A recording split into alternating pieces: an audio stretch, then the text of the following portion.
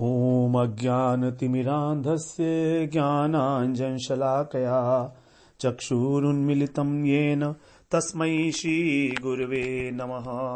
वन्देऽहं श्रीगुरो श्रीपदकमलं श्रीगुरून् वैष्णवांश्च श्रीरूपं साग्रजातं सहगण रघुनाथान्वितं तं सजीवं साद्वैतं सावधूतं परिजनसहितं कृष्ण चैतन्य देवं श्रीराधा कृष्ण पादान् सहगण ललिता श्री विशाखान्वितांश तमाधिदेवं करुणानिधानं तमालवर्णं सुहितावतारम् अपार संसार समुद्र सेतुं भजामहे भागवत स्वरूपम्। हे देव हे दैत्य हे भुवनैक बंधो हे कृष्ण हे चपल हे करुणैक सिंधो हे नाथ हे रमण हे नयनाभिराम हा हा कदानुभवितासि पदं दृशोर्मे। श्री कृष्ण चैतन्य प्रभो नित्यानंद श्री अद्वैत गदाधर शिवसदि गौरभक्त वृंद। हरे कृष्ण कृष्ण कृष्ण हरे हरे, हरे राम राम राम हरे हरे। हरे कृष्णा। सर्वप्रथम मैं अपने गुरुपाद पद ओम विष्णुपाद अष्टोत्तर शत श्री श्रीमद् भक्तिवेदांत माधव गोस्वामी महाराज के चरण कमलों में अनंत कोटि दंडवत प्रणाम ज्ञापन करता हूं। हम लोग श्रीमद् भागवत पुराण के दशम स्कंद में 64वें अध्याय में हम लोगों ने राजा नृग की कथा सुनी। राजा नृग जो असंख्य दान दिया करते थे गायों का, तो किसी अपराध के कारण, अदला बदली के कारण जो है उनको एक अपराध लग गया, एक पाप हो गया उनसे, और उनको उसके कारण जो है यमलोक में जाना पड़ा। वहां पर गिरगिट की योनि मिली उनको। उनके असंख्य पुण्य थे, लेकिन यमराज ने उनसे पूछा कि आप पहले स्वर्ग जाओगे या नरक जाओगे, अर्थात अपने पाप का फल भोगोगे या पुण्य का, क्योंकि पुण्य के फल तो तुम्हारे अथाह हैं। तो इस प्रकार से उन्होंने कहा कि मैं पहले पाप का फल भोगूंगा। तो उनको गिरगिट की योनि प्राप्त हुई। भगवान ने उनको जब अपने हाथ से स्पर्श किया कुएं से निकालते वक्त, तब वो जो है तुरंत ही एक देवता के रूप में परिणित हो गए और उन्होंने भगवान की स्तुति की। तो यहां पर दो शिक्षाएं इस अध्याय से हमको मिलती हैं। एक तो हमारी जो भक्ति है, शुद्ध भक्ति होनी चाहिए, क्योंकि असंख्य दान देने पर भी उनको गिरगिट की योनि पड़ी, थोड़े से अपराध के कारण ही। तो कर्म के अंदर, ज्ञान मार्ग में, कर्म मार्ग यदि थोड़ा सा भी अपराध हो जाए तो उसका फल नहीं मिलता, बल्कि विपरीत फल मिलता है।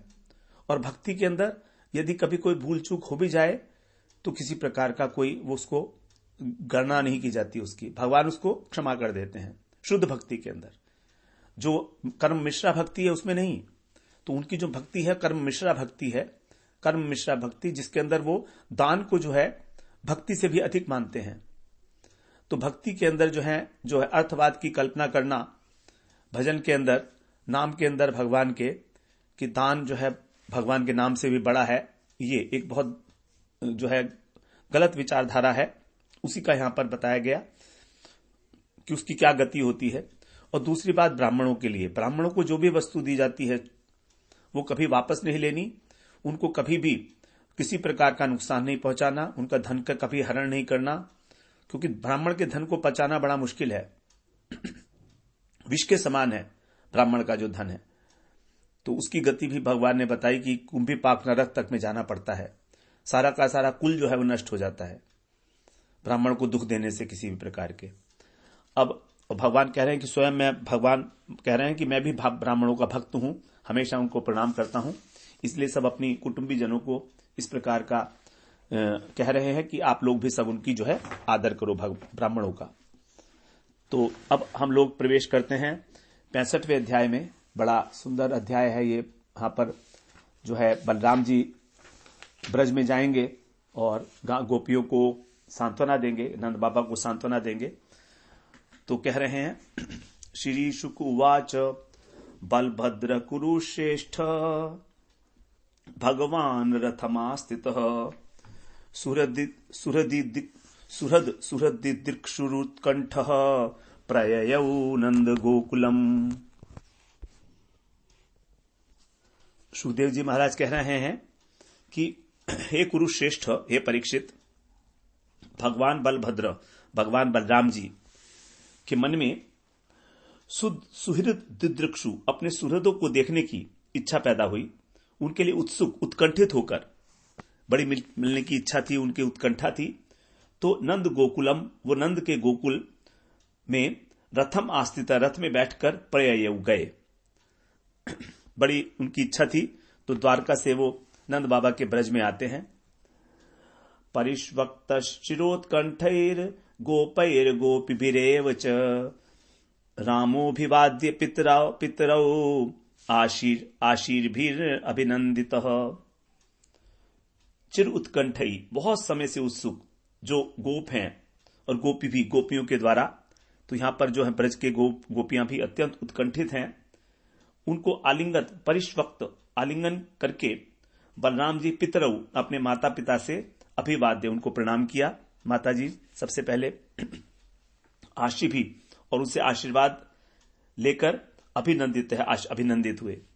नंद बाबा यशोदा ने उनको आशीर्वाद दिया, उनका अभिनंदन किया। तो बलराम जी के ब्रज में जाने का वर्णन जो है हरिवंश में भी आता है। उसमें हरिवंश पुराण में, विष्णु पुराण में, दोनों में भी आता है। विष्णु पुराण में भी है। उसमें कहा है, कस्यचित् कालस्य स्मृत्वा गोपेषु सौहृदम जगामैको व्रजम राम है कृष्णस्यानुमते स्थितः।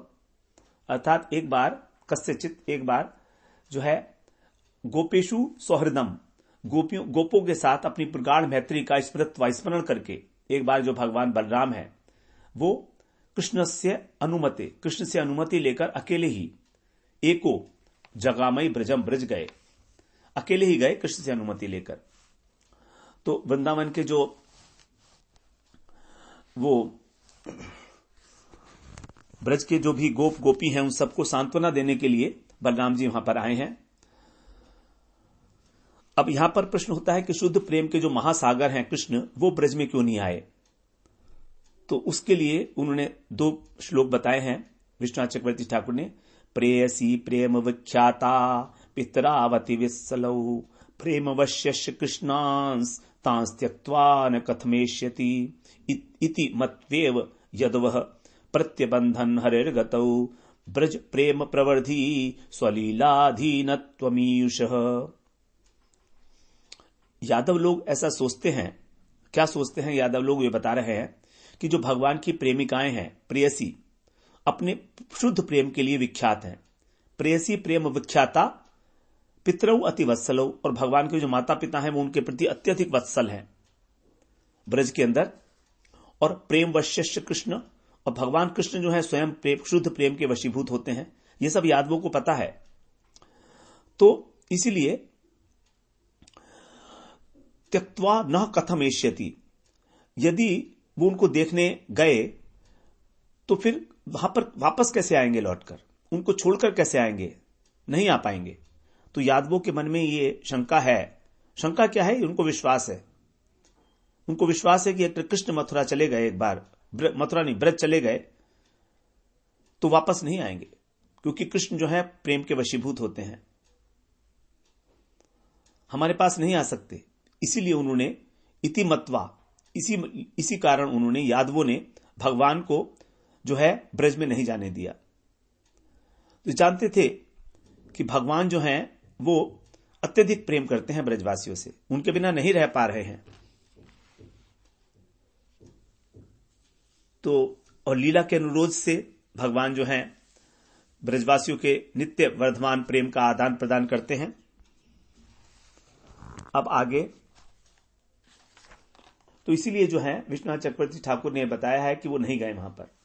अब आगे तीसरे श्लोक में कह रहे हैं, चिरम न पाहि दाशार्ह सानुजो जगदीश्वर इत्यारोप्यंक मालिंग्य नेत्रयी शिशि चतुर्जलई। चिरम, नंद बाबा यशोदा ने प्रार्थना की फिर कृष्ण से, बलराम जी से क्या प्रार्थना करते हैं कि हे दाशार्ह, अब उनको देखिए संबोधन भी नंद बाबा दाशार्ह करके कर रहे हैं। हे दाशार्ह, हे दाशार्ह वंशज, हे जगदीश्वर, हे ब्रह्मांड के स्वामी, सानुजह, अपने छोटे भाई के साथ, नौह माने हमारी, चिरम पाही, चिरकाल तक तुम रक्षा करो। समझ गए हैं नंद बाबा यहां पर कि जो है बलराम जी का क्या स्वरूप है, जगदीश्वर कह के संबोधन कर रहे हैं। इति, इस प्रकार आरोप्य अंकम, अपनी गोद में बिठाकर उनको आलिंगन करके नेत्र के अश्रुओं से शिशिचतु, उनको भिगोने लगे। तो उनको गोद में उठा लिया और नेत्रों के आंसुओं से ही उनको भिगो दिया। तो जीव गोस्वामी कहते हैं कि यहां पर बलराम जी से प्रार्थना क्या करते हैं, अपने छोटे भाई के साथ हमारी रक्षा करो। तो इस प्रकार ये सम्मान व्यक्त कर रहे हैं कि वे बड़े भाई हैं। और दूसरा उन्होंने ये भी दिखाया कि नंद बाबा और यशोदा भी उनको पुत्र के रूप में ही मानते हैं, क्योंकि नंद बाबा यशोदा ही जानते हैं कि जो बलराम जी हैं ये वसुदेव के पुत्र हैं और कृष्ण हमारे पुत्र हैं। तो यहां पर कहा बड़े भाई छोटे भाई के साथ, मतलब दोनों भाई हैं आप, और दोनों भाई होने के कारण हम जो है आपको अपना पुत्र ही मानते हैं। पुत्र के रूप में हम आपको जो है कितना मानते हैं, ये दिखाने के लिए ही इस प्रकार से कहा गया। अब आगे चौथे श्लोक में कह रहे हैं, गोप वृद्धांश विधिवद्य विष्ठैरभिवंदितः यथा वयो यथा सख्यम यथा संबंधमात्मनः। फिर भगवान सबसे मिलते हैं। गोप वृद्धान, जो वृद्ध गोप थे, यविष्ठई, जो उनसे छोटे थे, यथा वय, जो उनकी आयु के बराबर थे, यथा सख्यम, मित्रता के अनुसार, आत्मन है यथा संबंधम, और अपने संबंध के अनुसार, विधिवत, सबसे अभिनंदित हुए। जो बड़े थे उनको प्रणाम किया, छोटों को गले से लगाया, छोटों को उन्होंने आशीर्वाद दिया, और जो अपने आयु के बराबर थे उन सबका जो है उनको आलिंगन किया। 5वें श्लोक में कहते हैं, समुत्पेत्थाय गोपालान हास्य हस्त ग्रहादि भी विश्रांतम सुखमासीनम पप्रच्छुर पर्युपागतः। फिर सब गोप कुमार जो हैं उनके समुपेत्य, उनके समीप जाकर उनके साथ हंसी करने लगे। हास्य, हस्तग्रह, उनका हाथ पकड़ा इत्यादि के द्वारा उनका सत्कार किया। इतने समय बाद आए हैं, इतना प्रेम था अपने सखाओं से, तो कोई जो है उनका हाथ पकड़ रहा है। चारों तरफ एकत्र हो गए सब लोग, और उनके विश्राम करने के बाद, सुखपूर्वक बैठने के बाद, परिउपगतः, चारों ओर से जो आए हुए थे सखा, उन्होंने पप्रच्छु, पूछा। सखा पूछ रहे हैं, पृष्टाश चानामयम स्वशु प्रेम गदगदया गिरा कृष्णे कमल पत्राक्षे संन्यस्ताखिल राधसः। प्रेम गदगद गया गिरा, प्रेम से भरकर अत्यंत गदगद वाणी से, स्वेशु अनामयम पृष्ठा, अपनों का स्वास्थ्य प्रश्न करके, और ग्वाल बालों के पास बैठकर जो है वो ग्वाल बालों ने जो है, तथा कमल पत्र अक्षय कृष्णे, जो कमल किसी नेत्रों वाले कृष्ण हैं उनके लिए, अखिल राधसः, राधस माने भोग, संन्यस्त माने छोड़ना, तो उन लोगों ने, सखाओं ने अपने कृष्ण के लिए समस्त भोग को त्याग कर रखा था, सब प्रकार के। और जब वो वहां पर बैठ गए तो फिर पहले तो उनके घर वालों के संबंध में कुशल प्रश्न किया कि आपके मथुरा में सब लोग ठीक तो हैं। उसके बाद फिर प्रेम गदगद वाणी से उनसे प्रश्न करते हैं सखा लोग, कच्चिन्नो बांधवा राम सर्वे कुशलमासते कच्चित् स्मरथ नो राम यूयम दार सुतान्वितः। हे बलराम जी, क्या नौ बांधवा, हमारे बंधु बांधव, सर्वे कुशलमास्ते, सब कुशल तो हैं, और राम यूयम, और आप राम जी, बलराम जी, दार सुत अन्विता, स्त्री और पुत्र वाले होकर रहते हैं अब, और बाल बच्चेदार हो गए होंगे। कच्चित न स्मृत, क्या हम लोगों का भी स्मरण करते हैं? क्या कभी हम लोगों का भी स्मरण करते हैं। अब आपकी पत्नी है, आपके पुत्र हैं, तो इस प्रकार से क्या हमारा स्मरण आता है कभी आपको? 8वें श्लोक में दिष्ट्या कंसो हतः पापो दिष्ट्या मुक्तः सुहृज्जनः निहत्य निर्जित्य रूपून दिष्ट्या दुर्गम समाश्रितः। दिष्ट्या का अर्थ होता है सौभाग्य। कह रहे हैं हम लोगों का बड़ा सबका सौभाग्य है, बड़े सौभाग्य की बात है क्या कि कंस हतः, कंस मारा गया, और बड़े सौभाग्य की बात है कि जो सुहृद लोग हैं, हमारे जो बंधु बांधव हैं, वो सब मुक्त बंधन से उसके छूट गए हैं, वसुदेव देव की। और जो लोग यादव मथुरा से बाहर चले गए थे, उनको भी भगवान ने लाकर वहां बसा दिया था। रिपुन निहत्य, शत्रुओं को मारकर और उनको जीतकर जो है सौभाग्यवश अब दुर्गम समाश्रिता, दुर्गम स्थल में रहने लगे हैं। तो अब जो है आपका जो दुर्ग है मथुरा में अत्यंत सुरक्षित है, तो आप लोग वहां पर विश्वास करते हैं। आपने बहुत से शत्रुओं को या तो मार दिया और या जीत लिया। गोप्यो हसन्ति पपृच्छु राम संदर्शनाद्रतः कच्चिदास्ते सुखम कृष्ण पुरुस्त्रिजन वल्लभ। अब गोपियां पूछ रही हैं, हस्यंत गोप्य पपृच्छु। गोपियां जब बलराम जी के दर्शन किए तो बड़ा उनको आनंद हुआ और उन्होंने हंसकर पूछा कि हे बलराम जी, पुर स्त्रीजन, जो नगर की नारियां हैं, मथुरा की जो रमणियां हैं, उनके वल्लभ कृष्ण, उनके जो प्रियतम है कृष्ण, कच्चित, क्या वे सुखम आस्ते, क्या वे सुखपूर्वक तो हैं? गोपियों का जो प्रश्न है कृष्ण के लिए कि अब वो तो मथुरा की जो रमणियां हैं उनके वल्लभ हो गए हैं, तो रहे नहीं। तो यहां पर जो है कृष्ण की जो प्रियाएं हैं वो हंस रही हैं, और क्योंकि वो कृष्ण के वियोग में अत्यंत दुख का अनुभव कर रही थी, इसलिए उन्होंने बलराम जी ने अपने छोटे भाई कृष्ण के प्रति उनका जो प्रेम था उसका आदर किया। राम संदर्शनाद्रता, अर्थात बलराम जी ने उनका आदर किया। जब आदर किया बलराम जी का, तो और गोपियों ने बलराम जी का आदर किया, वो भी ठीक है, दोनों बातें हो सकती हैं। तो दोनों ही एक दूसरे का आदर किया है। तो यहां पर ब्रज गोपिया को जो हंसना है वो उनकी उन्मादित अवस्था को प्रकाशित कर रहा है, क्योंकि जो परम लज्जावती हैं और इस समय विरह अवस्था में निमज्जित हैं, ऐसी जो गोपियां हैं उनके लिए हंसने का तो कोई कारण नहीं बनता है, ऐसा संभव नहीं हो सकता। तो वो उन्मादित अवस्था में है, कृष्ण विरह से कभी कभी उन्माद हो जाता है तो भी व्यक्ति हंसता है। दुख को जब सहन नहीं कर पाते और कोई एक अपना आत्मीय मिल जाता है, तो उसके मिलने से जो है वो दुख उन्माद अवस्था को प्राप्त होके और उनकी हंसी के रूप में प्रकाशित हो रहा है। बलराम जी भी उनके इस प्रकार के जो भाव हैं दिव्योन्माद को समझ गए। अन्यथा वो प्रेयसी जो गोपियों के द्वारा इस प्रकार के वचन थे उनका आदर नहीं करते। तो यहां पर कहा गया बलराम जी ने उनका आदर किया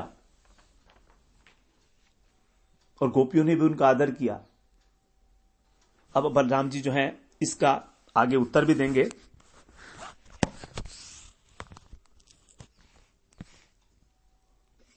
तो मानो इसका बलराम जी उत्तर दे रहे हैं कि वहां पर कृष्ण कैसे हैं, उसके विषय में यदि बलराम जी कहते हैं कि कृष्ण को वहां किस प्रकार का सुख हो सकता है, वो भी तुम्हारे विरह में ही उतने ही दुखी हैं। तब जो है गोपियां फिर आगे कहती हैं, 9वें श्लोक में कहती हैं, कच्चित स्मृति वा बंधून पितरम मातरम सच सह अप्यसौ मातरम दृष्टुम सकृतपि आगमष्यति अपि वा स्मरते अस्माकम अनुसेवाम महाभुज।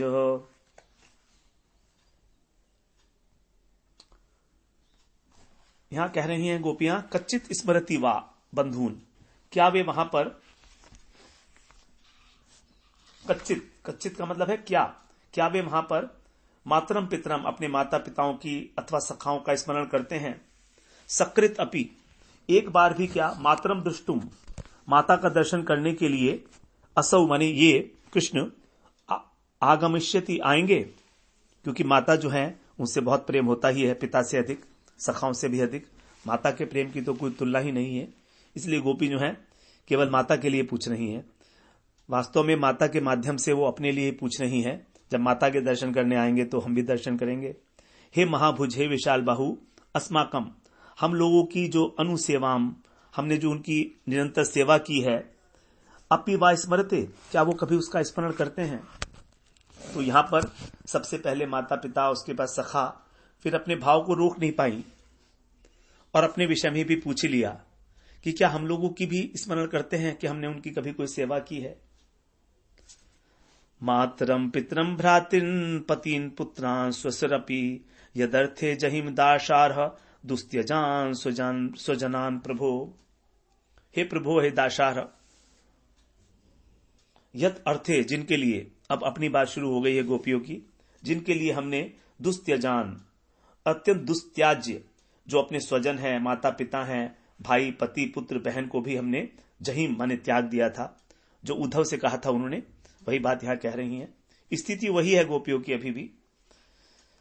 12वें श्लोक में तान सद्य परित्यज्य गतः सच्छिन्न सौहृदः कथम नुतादृशम स्त्रीभिर्न श्रद्धीयेत भाषितम। उन्होंने हमारे स्त्रीय बंधन को काट दिया। संछिन्न सौहृद, वो कैसे हैं? संछिन्न सौहृद, बात बात में ही कोई बात भी नहीं हुई और उन्होंने हमारे स्नेह बंधन को काट दिया। और ता न सद्य, हम लोग इनको परित्याग करके, हमको त्याग करके, गत हमारे चले गए।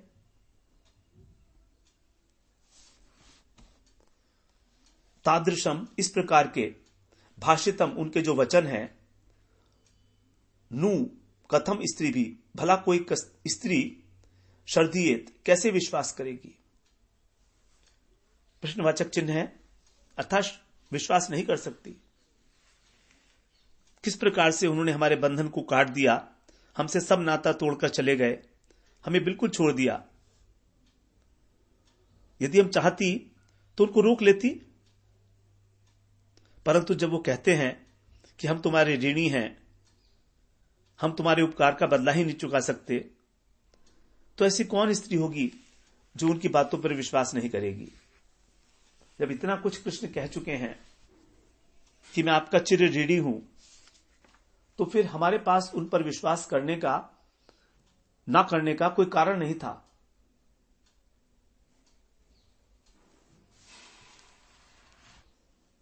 क्योंकि उन्होंने स्वयं कहा है कि मैं आपका ऋणी हूं। तो यहां पर गोपियों ने अपने त्याग का परिचय देते हुए और फिर यह बताया कि हमको जो है, उन्होंने अपनी मीठी मीठी बातों में किस प्रकार विश्वास में ले लिया, हमसे यह कहकर कि मैं आपका ऋणी हूं।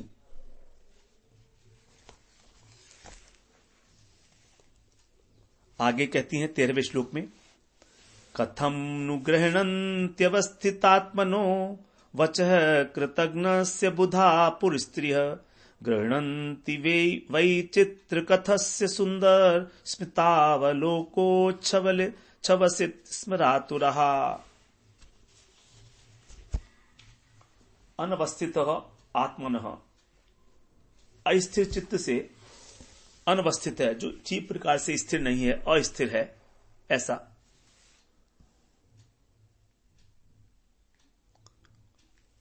और वो कैसे हैं? कृतघ्न माने कृष्ण, कृतघ्न है, कृतज्ञता नहीं है उनके अंदर और अत्यंत चंचल है। तो ऐसे कृष्ण की बातों में वचः बुधा पुरस्त्रिय, बुद्धिमती जो नगर की नारियां हैं, नु माने भला, कथम ग्रहणंती वो कैसे मानती होंगी। नगर की स्त्रियां जो होती हैं वो तो बड़ी चतुर होती हैं, हम लोग तो गांव की ग्वालिन ठहरी, उनकी बातों में आ गई। नगर स्त्रियां तो चतुर होती हैं, तो इस प्रकार की जो उनकी चंचल बुद्धि है, भगवान के लिए कह रहे हैं चंचल बुद्धि है, कहते कुछ है करते कुछ है, और कृतज्ञ है, हमारी सेवा को उन्होंने बिल्कुल ही 1 सेकंड के अंदर ही ठुकरा दिया, याद भी नहीं करते, तो वो लोग कैसे उनकी बातों में फंस जाती हैं। तो कहते हैं उनको तो नहीं छका पाते होंगे, वो कैसे मानती होंगी।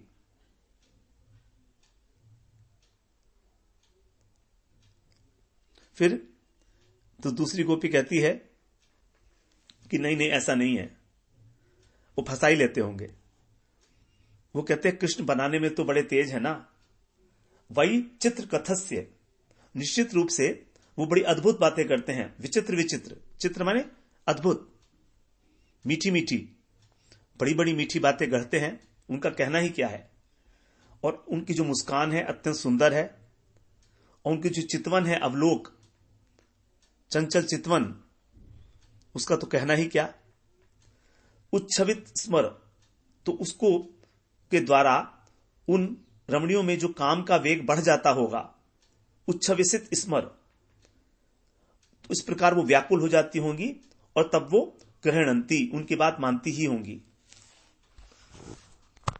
एक सखी कह रही है कि वो कैसे मानती होंगी उनकी बातें, और दूसरी कैसे कह रही है कि नहीं नहीं वो कर लेती होंगी, क्योंकि उनकी जो सुंदर मुस्कान है, उनकी जो हंसी है, उनकी जो चितवन है। तो यहां पर पहले जो 2 शब्द हैं वो एक प्रकार की गोपियों के द्वारा कहे गए हैं, और दूसरी वाली जो है वो दूसरी गोपियां हैं जो उसका उत्तर दे रही हैं उसको। आगे कह रही हैं, किम नस्तत्कथया गोप्य कथा कथयता परः यात यस्माभिर्विना कालो यदि तस्य तथैव नः। अब यहां पर जो है तीसरी गोपी कह रही है कि अरे गोपियों, तत्कथया नः किम, उनकी चर्चा से हमें क्या लाभ, हम लोग उनकी बातें क्यों कर रहे हैं, कृष्ण की बातें हम क्यों कर रहे हैं, हमें क्या लाभ होगा। अपरा कथा कथयत, कोई दूसरी चर्चा करो।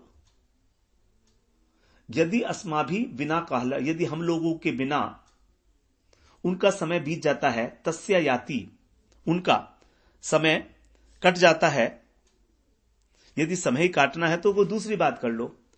सोचो तो सही, यदि हमारे बिना उनका समय कटता है, बीतता है, तथैव, उसी प्रकार से नौ हमारा भी समय बीत रहेगा,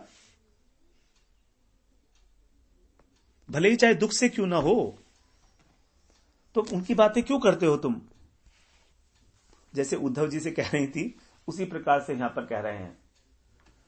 तो बड़ी सूक्ष्म रीति से जो है सब बातें बताई जा रही हैं कि जैसे कृष्ण अपना समय उनके बिना सुखपूर्वक बिता रहे हैं, जबकि वे तो कृष्ण के बिना अत्यंत दुखी हैं। तो भगवान में और उनमें यही अंतर है। विश्वनाथ चक्रवर्ती ठाकुर बोलते हैं कि गोपियों ने अपने को अन्य स्त्रियों से पृथक मानते हुए सोचा है कि अन्य स्त्रियां तो अपने प्रेमियों के साथ रहती हैं, उनके साथ जीवित रहती हैं, और यदि उनके प्रेमी उनसे अलग हो जाएं तो मर जाती हैं। लेकिन हम तो हमारी अवस्था तो यह है कि ना हम जीवित हैं और ना मरी हुई हैं, ना तो हम जीवित हैं और ना मरी हुई हैं। मानो विधाता ने हमारे भाग्य में यही लिख दिया है। हमारी स्थिति जो है अत्यंत दुर्भर हो चुकी है, हम क्या करें। इस प्रकार से अपनी जो उन्मत्त अवस्था की बातें हैं वो बलदेव जी को बताने लगी। दोनों का ही समय कट जाएगा ऐसे ही।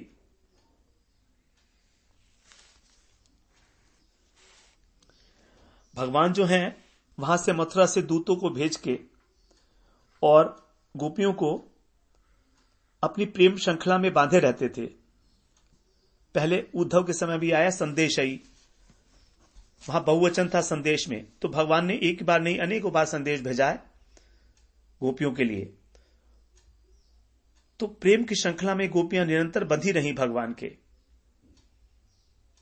बस फर्क इतना ही है, दोनों का समय कटता है, लेकिन हमारा दुख में कट रहा है, उनका सुख में कट रहा है। जो जिनका संयोग होता है अपने प्रिय के साथ, वो सुख से जीते हैं, और जो वियोगी होते हैं वो मर जाते हैं, लेकिन हम तो न मर पा रही हैं न जी पा रही हैं। यही है हमारा भाग्य।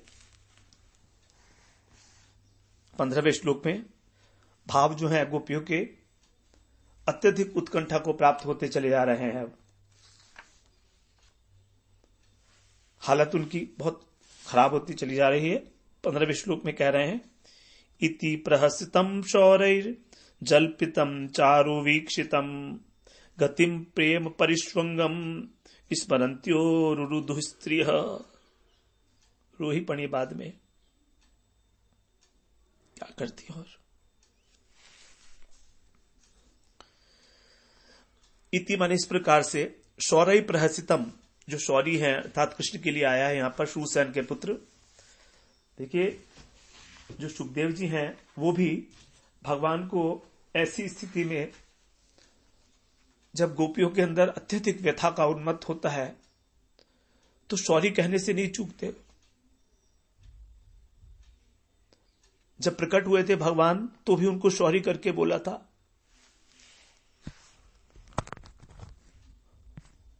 तेषाम आविर्भूत शौरी, उनके बीच में प्रकट हो गए थे शौरी।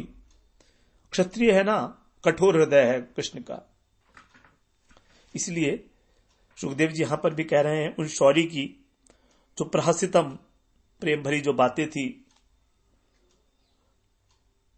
जल्पितम, उनके जो मधुर वचन थे, मीठे मीठे, नवन परिहास,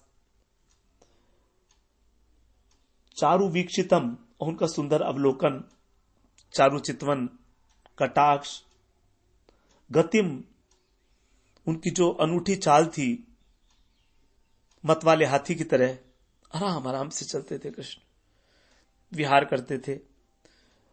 परिष्वंग, प्रेम के द्वारा जो आलिंगन करते थे। स्मरंत्य, सभी उनके आगे मूर्तिमान होकर नाचने लगा, गोपियों के आगे सब कुछ स्मरण होने लगा। उन मधुर बातों की जो स्मृति थी उसमें इतनी तन्मय हो गई गोपियां कि उनको यह भी होश नहीं रहा कि वो कहां बैठी हैं। वो बलदेव जी के सामने बैठी हैं, वो भूल गई कहां बैठी हैं और रुरुदु, रोने लगी वहीं पर। विश्वनाथ चक्रवर्ती ठाकुर यहां बताते हैं कि गोपियों ने सोचा कि जो कृष्ण रूपी चंद्रमा है अब अपनी अमृतमयी किरणों के द्वारा, भगवान की जो मुस्कान है वही चंद्रमा की किरणें हैं, और भगवान की जो कटाक्ष है वो भगवान के बाण हैं। तो उन बाणों के द्वारा हमारे हृदय को विदीर्ण करते हुआ कहीं दूर चला गया है। जैसे चंद्रमा अपनी किरणों के द्वारा विदीर्ण करता है, उसी प्रकार से हृदय को, उसी प्रकार से कृष्ण रूपी चंद्रमा जो है अपनी अमृतमय, जो उसकी मुस्कान है, जो उसकी हंसी है, उन्मुक्त हास्य है भगवान का, उसके बाणों से हमको विद्ध करता हुआ कहीं दूर चला गया है। हमारा हृदय जो है विदीर्ण हो गया है। और अब वो वहां पर मथुरा में उन रमणियों के साथ भी इसी तरह करता होगा, तो वे भी क्यों ना मर जाएंगी,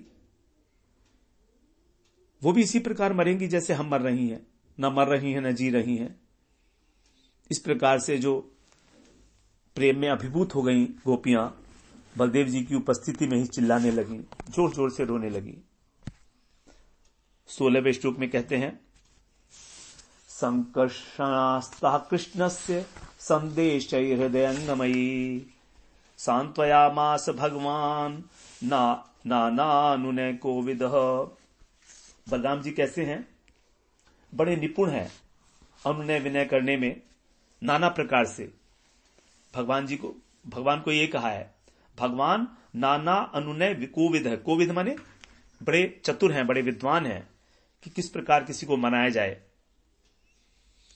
तो अनेक प्रकार से जो अनुनय विनय करने में निपुण भगवान संकर्षण बलराम जी हैं, उन्होंने हृदंगमयी, जो मर्म स्पर्शी कृष्ण के जो संदेश थे, संदेश ही कहा है, यहां पर भी देखिए बहुवचन है, तो जो लुभावने मर्म स्पर्शी संदेश थे उनको सुनाकर गोपियों को सांत्वया मास है, सांत्वना दी।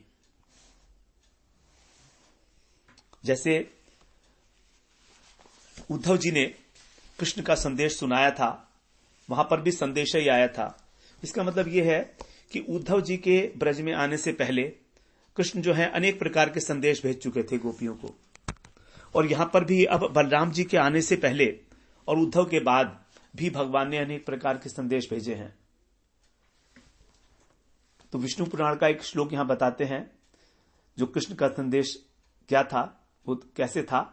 संदेशै साम मधुरै प्रेम गर्भैर गर्वितै रामेणाश्वसिता गोप्य कृष्णस्याति मनोहरै। भगवान बलराम ने गोपियों को कृष्ण का सर्वाधिक मोह संदेश देकर सांत्वना दी, जिसमें मधुर अनुनय विनय था। उस संदेश का जो सब्जेक्ट मैटर है अत्यंत मधुर था, जो गोपियों के प्रति भगवान के शुद्ध प्रेम से प्रेरित था। उसमें किंचित मात्र भी गर्व नहीं था। यहां पर जो संकर्षण कहा गया है, जीव गोस्वामी कहते हैं कि बलराम जी ने कृष्ण को अपने मन में प्रकट होने के लिए आकर्षित किया। संकर्षण का मतलब आकर्षण करने वाले। तो बलराम जी ने कृष्ण को अपने हृदय में प्रकट होने के लिए आकर्षण किया, और इस तरह अपने ही हृदय के माध्यम से गोपियों को कृष्ण का दर्शन कराया। इस प्रकार बलराम जी ने कृष्ण की प्रेमिकाएं जो थी उनको सांत्वना दी। विश्वनाथ चक्रवर्ती ठाकुर कहते हैं कि भगवान ने अनेक संदेश भेजे। कुछ में गोपियों के लिए दिव्य ज्ञान का उपदेश था, कुछ में अनुनय विनय थी, कुछ में भगवान की जो शक्ति है उसके संबंध में कुछ चर्चा की गई थी। और ये संदेश जो है बड़े गोपनीय थे, हृदयंगमयी, हृदयंगम करने योग्य थे, साधारण नहीं थे ये संदेश। तो यहां पर उद्धव जी हैं, उनका भी कृष्ण के अंदर जो है दास्य भाव है, और बलराम जी जो संदेश लाए हैं इसमें कृष्ण के प्रति उनका वात्सल्य भाव भी है। उद्धव जी में बलराम कृष्ण के प्रति दास्य भाव प्रबल है, सख्य गौण है, और बलराम जी जो लाए हैं उनमें सख्य गौण है और वात्सल्य प्रधान है। तो कृष्ण जो है इन दोनों को ही सखा मानकर ब्रज गोपियों के पास भेजा है। तो यहां पर उद्धव संदेश और उसके बाद बलराम जी का संदेश। तो बलराम जी ने किस प्रकार यहां पर बताया, उनको संदेश दिया। अब आगे कह रहे हैं 17वें श्लोक में, द्वौ मासौ तत्र चावासीत् मधुम माधवम एव च राम क्षपासु भगवान गोपीनाम रतिमावहन। बलराम जी वहां पर जो है कितने समय रहे बता रहे हैं कि भगवान बलराम गोपियों का क्षपासु माने रात्रियों में रतिम आह्वन प्रेम वर्धन करते हुए 2 मास वहां पर चैत्र और वैशाख, मधु माने चैत्र, माधव माने वैशाख के महीने में वहीं पर ही रहे। तो यहां पर बताते हैं कि जो गोपियों के साथ मिलन हुआ बलराम जी का, वो गोपियां कृष्ण की प्रेयसी नहीं थी, बल्कि ये वो गोपियां हैं जो कृष्ण क्रीड़ा के समय बालिकाएं थी। उसी प्रकार से शंखचूड़ के समय जो गोपियां कृष्ण बलराम के साथ नृत्य गान कर रही थी, वहां पर भी एक प्रसंग आया था शंखचूड़ के समय। तो उनमें कृष्ण की गोपियां अलग हैं, बलराम जी की अलग हैं। तो बलराम जी की जो गोपियां थी वहीं उनके साथ ही उन्होंने रास विलास किया, क्योंकि दोनों की प्रेयसियां अलग अलग थीं। और कृष्ण ने जहां पर रास किया वहां से जो स्थल है यह बहुत दूर था, जहां पर बताएंगे आगे कि बलराम जी ने जो रास किया था। इस प्रकार से यहां पर बताया गया है। तो हम फिर आगे अगले सत्र में 18वें श्लोक से श्रवण करते हैं। वांछा कल्पतरुभ्यश्च कृपा सिंधुभ्येव च पतितानां पावनेभ्यो वैष्णवेभ्यो नमो नमः।